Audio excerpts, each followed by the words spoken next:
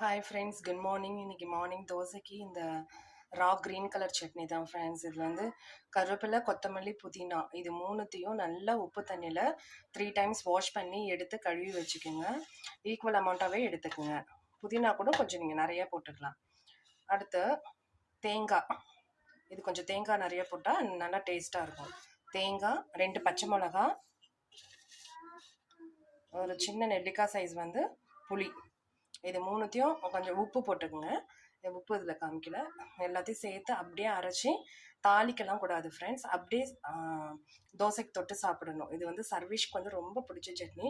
குழந்தைங்களுக்கு இந்த மாதிரி கொடுங்க. ஆனால் நல்லா வாஷ் பண்ணி கொடுங்க. கொஞ்சம் ஹாட் வாட்டரில் கூட கருவேப்பிலை, கொத்தமல்லி, புதினாவை வாஷ் பண்ணிக்கிங்க. உப்பு போட்டு வாஷ் பண்ணிவிட்டு நீங்கள் அதை வச்சு குழந்தைங்களுக்கு கொடுத்தீங்கன்னா உடம்புக்கு அவ்வளோ ஹெல்த்தி ஃப்ரெண்ட்ஸ். இதில் வந்து புதினா, கொத்தமல்லி, கருவேப்பிலை இருக்கு இல்லையா? ஸோ அது வந்து பிளட்டை வந்து நல்லா